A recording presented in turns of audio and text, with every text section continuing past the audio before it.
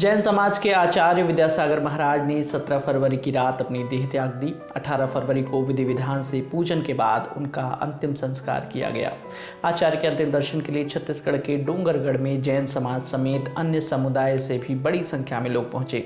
आचार्य श्री विद्यासागर महाराज ने डोंगरगढ़ के चंद्रगिरी तीर्थ में 3 दिन पहले आचार्य पद का त्याग कर उपवास और मौन व्रत धारण कर लिया था। आचार्य विद्यासागर महाराज ने सल्लेखना के बाद अंतिम सांस ली। सल्लेखना एक जैन धार्मिक प्रथा है। इसमें आध्यात्मिक शुद्धि के लिए स्वैच्छिक आमरण उपवास किया जाता है।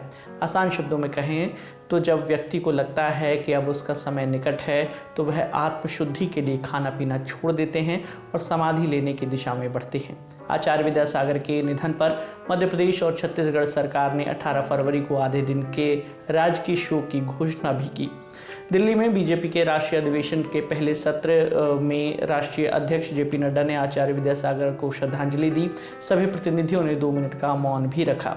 वहीं प्रधानमंत्री नरेंद्र मोदी ने भी आचार्य विद्यासागर को नमन और श्रद्धांजलि देते हुए सोशल मीडिया पर लिखा, आचार्य श्री 108 विद्यासागर जी महाराज जी का ब्रह्मलीन होना देश के लिए एक अपूर्णीय क्षति है। लोगों में आध्यात्मिक जागृति के लिए उनके बहुमूल्य प्रयास सदैव स्मरण किए जाएंगे। वे जीवन पर्यंत गरीबी उन्मूलन के साथ साथ समाज में स्वास्थ्य और शिक्षा को बढ़ावा देने में जुटे रहे। पीएम मोदी ने कहा कि ये मेरा सौभाग्य है कि मुझे निरंतर उनका आशीर्वाद मिलता रहा। पिछले वर्ष छत्तीसगढ़ के चंद्रगिरी जैन मंदिर में उनसे हुई भेंट मेरे लिए अविस्मरणीय रहेगी। तब आचार्य जी से मुझे भरपूर स्नेह और आशीष प्राप्त हुआ था। समाज के लिए उनका अप्रतिम योगदान देश की हर पीढ़ी को प्रेरित करता रहेगा।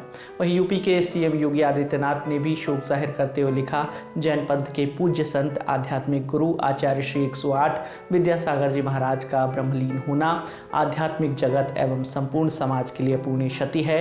कोटि कोटि नमन। इसके अलावा गृह मंत्री अमित शाह, मध्य प्रदेश के मुख्यमंत्री मोहन यादव, मध्य प्रदेश के पूर्व मुख्यमंत्री कमलनाथ, छत्तीसगढ़ के पूर्व मुख्यमंत्री रमन सिंह और भूपेश बघेल समेत तमाम नेताओं ने उन्हें श्रद्धांजलि अर्पित की है। आज तक से जुड़ी आयुषी मोदी और सुमी राजप्पन की रिपोर्ट के मुताबिक विद्यासागर महाराज ने 3 दिन पहले ही आचार्य पद का त्याग कर अपने पहले मुनि शिष्य निर्यापक श्रमण मुनि श्री समय सागर को सौंप दिया था। रिपोर्ट के मुताबिक 6 फरवरी को ही उन्होंने मुनि समय सागर और मुनि योग सागर को एकांत में बुलाकर अपनी जिम्मेदारियां सौंप दी थी। आचार्य विद्यासागर महाराज दिगंबर जैन समुदाय के सबसे प्रसिद्ध संत थे। उनका जन्म 10 अक्टूबर 1946 में कर्नाटक के बेलगांव के सदलगा गांव में हुआ था। छोटी उम्र से ही आध्यात्मिकता को उन्होंने अपनाया। विद्यासागर महाराज आचार्य ज्ञान सागर के शिष्य थे। जब आचार्य ज्ञान सागर ने समाधि ली थी तब उन्होंने अपना आचार्य पद मुनि विद्यासागर को सौंप दिया था। ऐसे में मुनि विद्यासागर महज 26 वर्ष की उम्र में ही आचार्य हो गए थे।